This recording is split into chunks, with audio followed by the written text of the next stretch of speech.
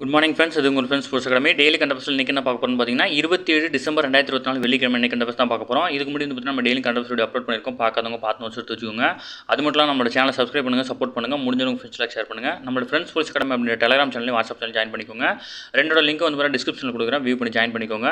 இன்றைக்கி வந்து current affairs வந்து பார்த்தீங்கன்னா ரொம்ப இம்பார்ட்டன், அதனால் ஸ்கிப் பண்ணாமல் ஃபுல்லாக பாருங்கள். நம்ம கரண்ட் அஃபேர்ஸ் பார்க்க முன்னாடி வந்து பார்த்தீங்கன்னா நம்ம அகாடமியில் வந்து பார்த்தீங்கன்னா 2025ஆம் ஆண்டு பிசி எக்ஸாமுக்காக வந்து பார்த்தீங்கன்னா 2 டெஸ்ட் பேட்ச் வந்து பார்த்தீங்கன்னா லான்ச் பண்ணியிருக்கோம். இதுக்கான அட்மிஷன் வந்து பார்த்தீங்கன்னா போயிட்டுருக்கு. இந்தியன் டெஸ்ட் பேட்ச், லத்தி டெஸ்ட் பேட்ச்னு 2 லான்ச் பண்ணியிருக்கோம். இதில் இந்தியன் டெஸ்ட் பேட்சில் வந்து பார்த்தீங்கன்னா உங்களுக்கு 60க்கும் மேற்பட்ட தேர்வுகளும் 6000க்கும் மேற்பட்ட வினாக்களும் கிடைக்கும். இப்போ வந்து பார்த்தீங்கன்னா இதில் வந்து பார்த்தீங்கன்னா ஒரு டெஸ்ட் வந்து பார்த்தீங்கன்னா எக்ஸ்டெண்ட் பண்ணி கொடுத்துருக்கோம். மொத்தம் வந்து பார்த்தீங்கன்னா இது வரைக்கும் நம்ம 60க்கு மேலேன்னு சொல்லியிருந்தோம்.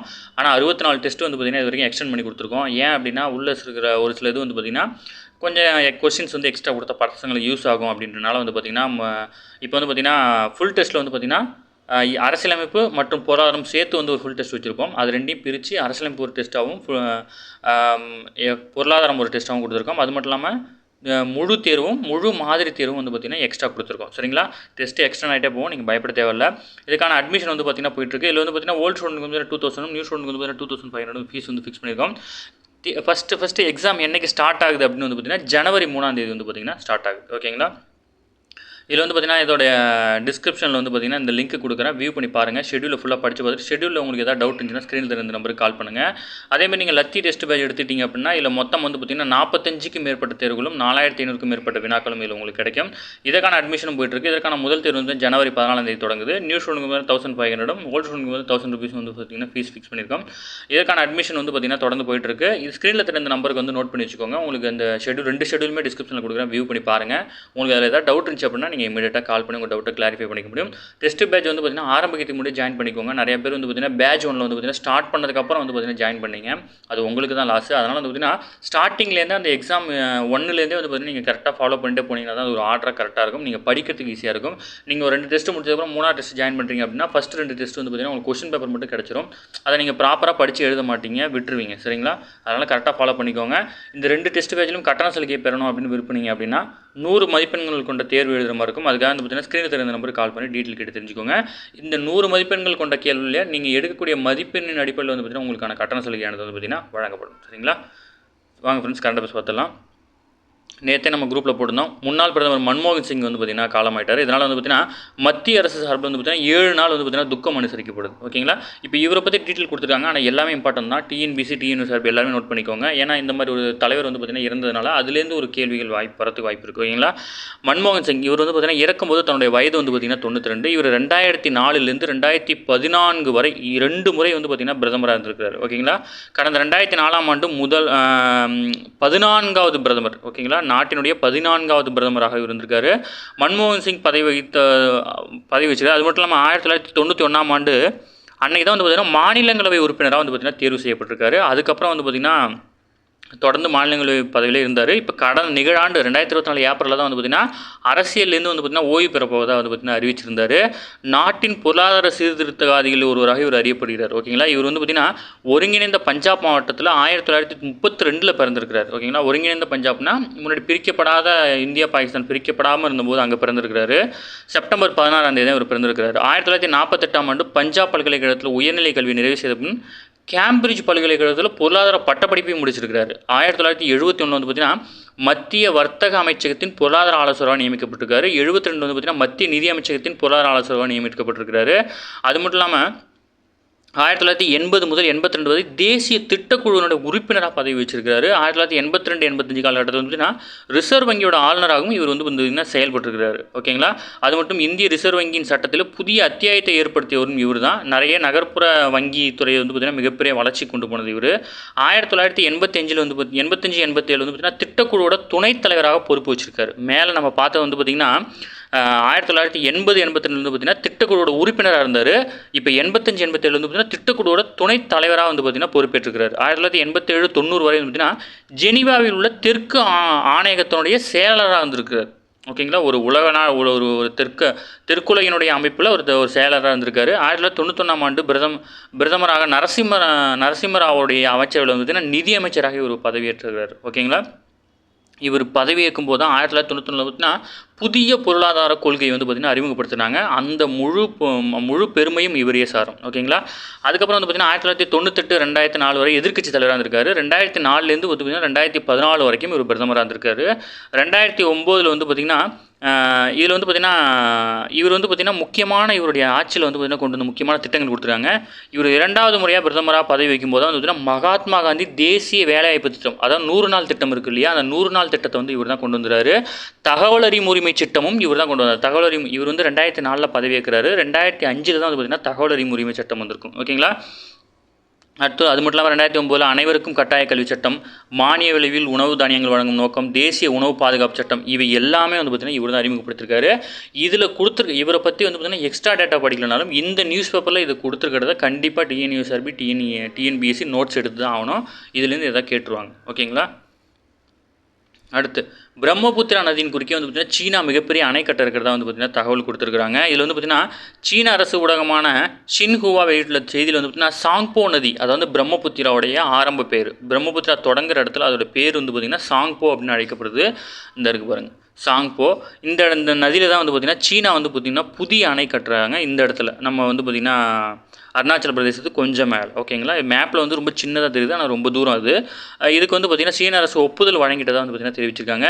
இதுக்கு முன்னாடி வந்து பார்த்திங்கன்னா 3 கார்ஜஸ் அப்படின்ற மிகப்பெரிய புவியீர்ப்பு அணை வந்து பார்த்திங்கன்னா கட்டியிருக்கிறாங்க. இப்போ வந்து பார்த்திங்கன்னா புதிய கட்டப்போகிற பிரம்மபுத்திரா அணை வந்து பார்த்திங்கன்னா 11 லட்சம் கோடி செலவில் வந்து பார்த்திங்கன்னா சீனா கட்டெடுக்கிறாங்க. இதில் வந்து பார்த்திங்கன்னா நிறைய நீர்மின் சக்தி திட்டங்களை வந்து பார்த்திங்கன்னா உற்பத்தி செய்ய முடியும் அப்படின்னு வந்து பார்த்திங்கன்னா சொல்கிறாங்க.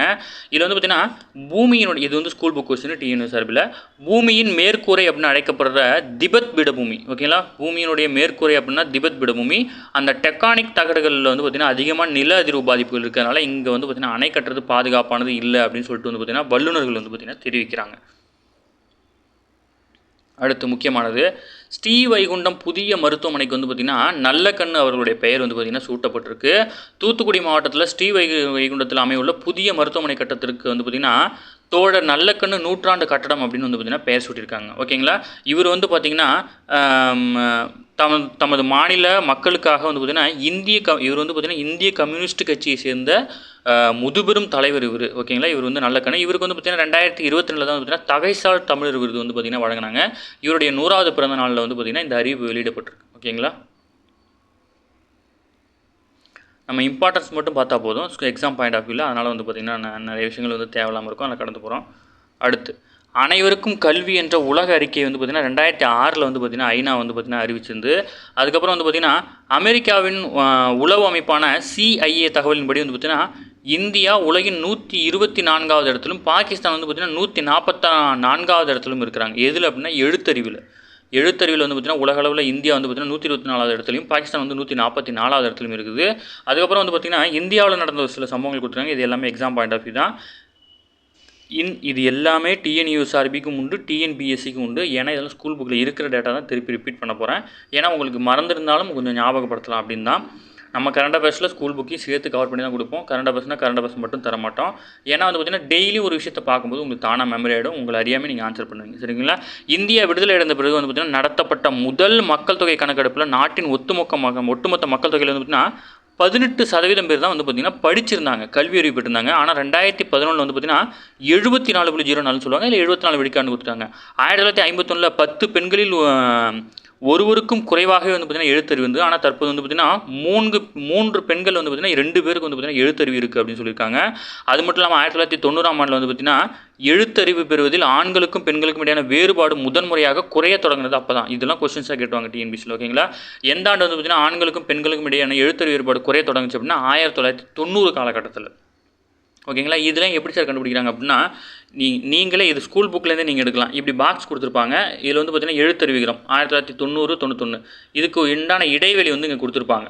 இந்த இடைவெளியை பார்க்கும்போது இதுதான் வந்து பார்த்திங்கன்னா குறைய ஆரம்பிச்சிருக்கும். அப்படி தான் நீங்கள் சூஸ் பண்ணி படிக்கணும். ஏன்னா நம்ம டெஸ்ட் பேஜில் கொஸ்டின்ஸ்லாம் அப்படி தான் எடுத்திருப்போம்.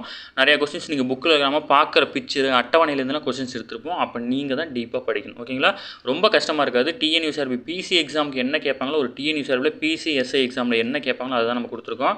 இது எஸ்ஐ ஸ்டூடெண்ட்ஸும் வந்து பார்த்திங்கன்னா நிறைய ஸ்டூடெண்ட்ஸ் வந்து பார்த்திங்கன்னா 6 to 10 வரைக்கும் தான் கவர் ஆகிதுன்னு சொன்னதுக்கப்புறம் கூட நிறைய பேர் ஜாயின் பண்ணி படிச்சுட்டு இருக்காங்க. ஏன்னா 6லேருந்து 10 வரைக்கும் ஸ்கூல் புக்கை கம்ப்ளீட்டாக அதில் கவர் பண்ணி கொடுத்துருக்கோம். அதனால் வந்து பார்த்திங்கன்னா எஸ்ஐ ஸ்டூடெண்ட்ஸும் படிச்சுட்டு இருக்காங்க.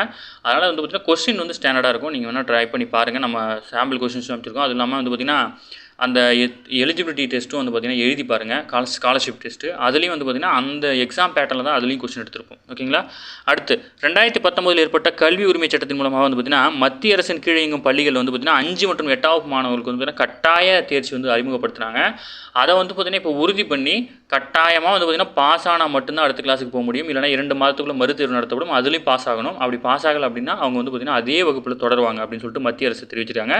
இது வந்து பார்த்திங்கன்னா தமிழகத்தில் இந்த முறை வந்து பார்த்திங்கன்னா அமல்படுத்தப்படாது அப்படின்னு சொல்லிட்டு வந்து பார்த்திங்கன்னா தமிழ்நாடு அரசு வந்து பார்த்திங்கன்னா அறிவிச்சிட்டாங்க. ஓகேங்களா.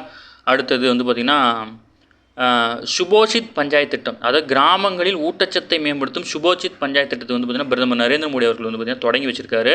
அது மட்டும் இல்லாமல் அடுத்த ஆண்டு தொடக்கத்தில் தேசிய இளைஞர் நாளான சுவாமி விவேகானந்தருடைய பிறந்தநாள் ஜனவரி 12. ஓகேங்களா. தேசிய இளைஞர் நாள் அன்றைக்கி தான் கொண்டாடுறோம் சுவாமி விவேகானந்தருடைய பிறந்தநாள். இதெல்லாம் டிஎன்யூ சார்பை கேட்டுருவாங்க.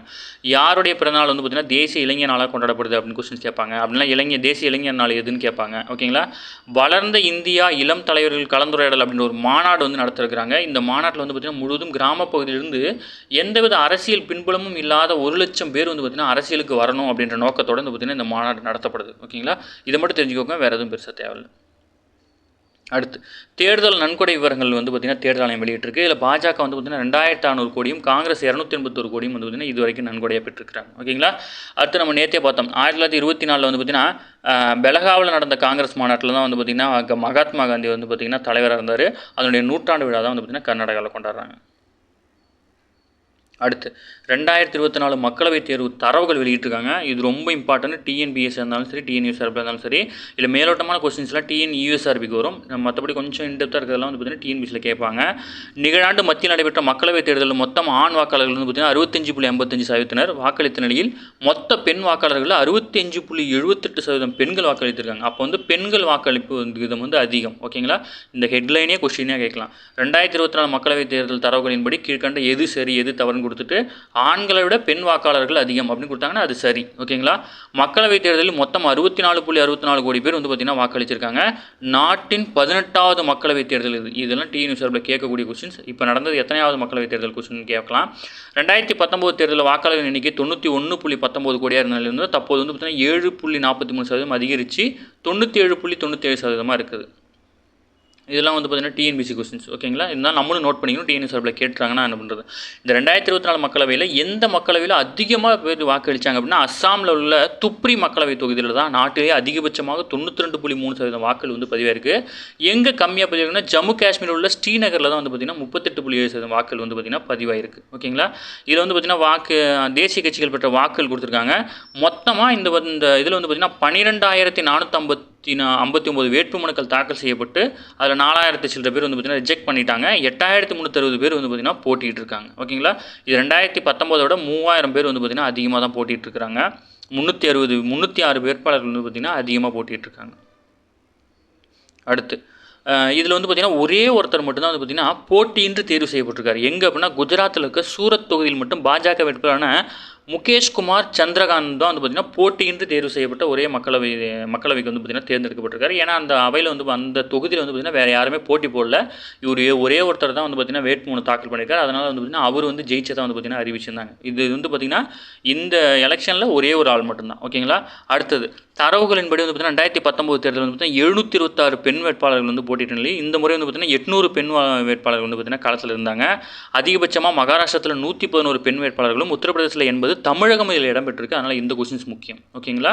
தமிழகம் வந்து பார்த்திங்கன்னா 77 பெண் வேட்பாளர்கள் வந்து பார்த்திங்கன்னா போட்டிட்டுருக்காங்க. ஓகேங்களா. இதெல்லாம் வந்து பார்த்திங்கன்னா இந்த ஹெட்லைனை கொடுத்துட்டு அப்படியே கேட்டுருவாங்க. 2024 மக்களவை தரவுகளின்படி கீழ்கண்ட எது சரி எது தவறுன்னு டிஎன்பிசியில் அப்படியே கேட்டுருவாங்க. நம்ம டிஎன்யூஎஸ்ஆர்பி எஸ்ஐபிசியை பொறுத்தளவு அந்தளவுக்கு டெப்த்தாக கேட்க மாட்டாங்க. இந்த ஹெட்லைனை கொஸ்டின்ஸாக கேட்கலாம். இல்லைனா வந்து பார்த்திங்கன்னா எத்தனை பெண் வேட்பாளர்கள் வந்து பார்த்திங்கன்னா போட்டிட்டாங்க அந்த மாதிரி கொஸ்டின்ஸ் கேட்கலாம். ஓகேங்களா. அதேமாதிரி வந்து பார்த்திங்கன்னா நோட்டாவுக்கு வந்து பார்த்திங்கன்னா இந்த வாரம் வந்து பார்த்திங்கன்னா 0.99% வாக்குகள் கிடச்சிருக்கு. 2019 1.06% கிடச்சிது. இதோட குறைவாக தான் கிடச்சிருக்கு. 86% வேட்பாளர் வந்து பார்த்திங்கன்னா டெபாசிட் இழந்துட்டாங்க. மக்களவைத் தேர்தல் வந்து பார்த்திங்கன்னா பொது தொகுதியில் போட்டியிடும் வேட்பாளருடைய தொகை வந்து பார்த்திங்கன்னா ரூபாய் 25,000 வந்து செலுத்தணும். தனித்தொகுதி வேட்பாளர் வந்து பார்த்திங்கன்னா 12,500 வந்து பார்த்திங்கன்னா வைப்பு தொகை வந்து செலுத்தணும். இதெல்லாம் படித்து வச்சுக்கணும். சிம்பிள் கொஸ்டின் கேட்டு விட்டு போயிடுவாங்க. ஓகேங்களா. இது ரெண்டுமே இம்பார்ட்டன் தான், நோட் பண்ணிக்கோங்க, வேறு வழி இல்லை. அடுத்தது முழு அரசு மரியாதையுடன் அதை வந்து எம்டி வாசுதேவனுடைய உடல் தகனம் செய்யப்படும் அப்படின்னு சொல்லியிருக்காங்க. இவர் வந்து பார்த்திங்கன்னா மலையாள எழுத்தாளர், நம்ம நேற்றே பார்த்துட்டோம். இருந்தாலும் அவரை பற்றி டேட்டா வந்து சும்மா கொஞ்சம் எக்ஸ்ட்ரா கொடுத்துருக்காங்க, அதனால் பார்க்குறோம். நேற்று வந்து பார்த்திங்கன்னா அவர் வந்து பார்த்திங்கன்னா எப்போ வந்து பார்த்திங்கன்னா பத்மபூஷன் வாங்கினார் மட்டும்தான் கொடுத்தாங்க, மற்றபடி அவர் நூல் பேர் கொடுத்துருக்காங்க. ஓகேங்களா. இவர் எழுதிய முதல் பெரிய நாவல் வந்து பார்த்திங்கன்னா 4 கெட்டு அப்படின்னு வந்து 1958 கேரளாவுடைய சாகித்ய அகாடமி விருது பெற்றிருக்குது. ஓகேங்களா. முக்கியமான நூல். பேரை கொடுத்துட்டு 4 கெட்டு என்னும் நூலினுடைய ஆசிரியர் யாருன்னு கேட்டுருவாங்க. ஓகேங்களா. அடுத்து அசுரவித்து, காலம் போன்ற நாவலுடன், நிர்மால்யம், பெருந்தச்சன், ஒரு வடக்கன் வீரகதா உள்ளிட்ட சுமார் 50க்கும் மேற்பட்ட வந்து பார்த்திங்கன்னா திரைக்கதைகளுக்கு வந்து கதை இருக்காரு. 4 முறை சிறந்த திரைக்கதைக்கான தேசிய விருது வென்றவர் இவர். அது மட்டும் இல்லாமல் 7 திரைப்படங்களையும் இயக்கியுள்ளார். இவருக்கு இந்தியாவின் மிக உயர்ந்த இலக்கிய விருதான ஞானபீட விருது வந்து பார்த்திங்கன்னா 1995 கொடுத்துருக்காங்க. அது மட்டும் இல்லாமல் 2005 பத்மபூஷன் விருது வாங்கியிருக்காரு. ஓகேங்களா. 1958 வந்து பார்த்திங்கன்னா சாகித்ய அகாடமி விருது வாங்கியிருக்காரு. 1995 வந்து பார்த்திங்கன்னா ஞானபீட விருது வாங்கியிருக்காரு. 2005 இவருக்கு பத்மபூஷன் வாங்கியிருக்காங்க. ஓகேங்களா. முக்கியமான கொஸ்டின்ஸ் நோட் பண்ணிக்கோங்க. அடுத்து நம்ம நேற்றே பார்த்துருந்தோம், இருந்தாலும் வந்து பார்த்திங்கன்னா நாட்டின் அதாவது பல்வேறு மாநிலங்களை சேர்ந்த 17 சிறுவர் சிறுமிகளுக்கு வந்து பார்த்திங்கன்னா பிரதமரின் தேசிய குழந்தைகள் விருதுகள் ராஷ்ட்ரிய பால புஷ்கர் விருது வந்து பார்த்திங்கன்னா வழங்கப்பட்டிருக்கு. இது திரௌபதி முர்மு வந்து வழங்கியிருக்காங்க. சீக்கிய குருவான குரு கோவிந்த் சிங்கின் 4 மகன்களில் சாகிப் ஜா தேக்கன் வீரம் துணிச்சலை நிறைவு கூறும் வகையில் வந்து பார்த்திங்கன்னா வீர பாலகர் தினம் வந்து பார்த்திங்கன்னா டிசம்பர் 26ஆம் தேதி கொண்டாடப்படுது. அந்த வகையில் வந்து பார்த்திங்கன்னா இந்த விழாவில் வந்து பார்த்திங்கன்னா இளம் தலைமுறையில் வந்து பார்த்திங்கன்னா ஒரு 7 பிரிவின் கீழ் வந்து பார்த்திங்கன்னா முன்னணியில் இருக்கிற சிலருக்கு வந்து பார்த்திங்கன்னா விருதுகள் வழங்கப்படும். அந்த வகையில் வந்து பார்த்திங்கன்னா விருதுகள் வந்து வழங்கப்பட்டிருக்கு. சென்னையை சேர்ந்த ஒரு சிறுமிக்கு வந்து பார்த்திங்கன்னா இந்த விருது வழங்கியிருக்காங்க. ஓகேங்களா. சென்னை சிறுசீரை சேர்ந்த பத்ம சேஷாத்ரி பாலபவனில் இருக்க 9ஆம் வகுப்பு படிக்கக்கூடிய மாணவியான ஜனனி நாராயணுக்கு வந்து பார்த்திங்கன்னா இந்த ஆண்டுக்கான தேசிய விருது வந்து பார்த்திங்கன்னா வழங்கப்பட்டிருக்கு. ஓகேங்களா. இவங்க வந்து பார்த்திங்கன்னா அதாவது பார்த்திங்கன்னா கலை கலாச்சார பிரிவின் கீழ் இவங்களுக்கு விருது வழங்கப்பட்டிருக்கு. சங்கீத உபன்யாசனங்களை வந்து பார்த்திங்கன்னா தமிழ், ஆங்கிலம், சமஸ்கிருதம் ஆகிய 3 மொழிகளில் வந்து பார்த்திங்கன்னா நிகழ்த்தியதற்காக இவங்களுக்கு இந்த விருது வந்து பார்த்திங்கன்னா வழங்கப்பட்டிருக்கு. ஓகேங்களா. ஓகே ஃப்ரெண்ட்ஸ், இன்னைக்கு கரண்ட் அஃபேர்ஸ் அவ்வளோதான். இதை தாண்டி அதுமாதிரி கேட்க வாய்ப்பில்லை. டெய்லி கரண்ட் அஃபேர்ஸ் டெய்லி பார்த்துருங்க. மந்த்லி வீக்லி பார்க்கும்போது ஈஸியாக இருக்கும். நம்ம சேனல் சப்ஸ்கிரைப் பண்ணுங்கள், சப்போர்ட் பண்ணுங்கள். முடிஞ்ச உங்கள் ஃப்ரெண்ட்ஸ்லாம் ஷேர் பண்ணுங்கள். நம்மளோட ஃப்ரெண்ட்ஸ் போலீஸ் அகாடமி அப்படின்னு டெலிகிராம் சேனல் வந்து ஜாயின் பண்ணிக்கோங்க. டிஸ்கிரிப்ஷனில் கொடுக்குறேன். அதேமாதிரி நம்ம டெஸ்ட் பேஜில் வந்து பார்த்திங்கன்னா ஜாயின் பண்ணணும் அப்படின்னு விருப்பப்பட்டீங்க அப்படின்னா ஸ்க்ரீனில் தெரிந்த நம்பருக்கு வந்து கால் பண்ணுங்கள். உங்களுக்கு ஃபுல் டீட்டெயில் சொல்லுவாங்க. இந்த டெஸ்ட் பேஜில் வந்து பார்த்திங்கன்னா நீங்கள் கட்டண சலுகை வரணும் அப்படின்னு ஆசைப்பட்டீங்க அப்படின்னா ஸ்க்ரீனில் தெரிந்த நம்பருக்கு கால் பண்ணி உங்களுக்கு டீட்டெயில் கேட்டு தெரிஞ்சுக்கோங்க. நம்ம டெஸ்ட் பேஜ் வந்து பார்த்திங்கன்னா கொஸ்டின்ஸ் இப்போ நாங்கள் எப்படி கிளாஸ் எடுக்கிறோமோ அந்த மாதிரி நம்ம கொஸ்டின்ஸும் வந்து பார்த்திங்கன்னா ஸ்டாண்டர்டாக இருக்கும். அந்த கட்டண சலுகை தேர்வில் வந்து பார்த்திங்கன்னா நம்ம எப்படி கொஸ்டின்ஸ் எடுக்கிறோம் அப்படின்றத நீங்கள் தெரிஞ்சிக்க முடியும். ப்ளஸ் வந்து பார்த்திங்கன்னா உங்களுக்கு கட்டண சலுகையும் கிடைக்கும். அதனால் வந்து பார்த்திங்கன்னா விருப்பம் இருக்கவங்க தாராளமாக கால் பண்ணி ஜாயின் பண்ணிக்கோங்க. சரிங்களா. Thank you friends.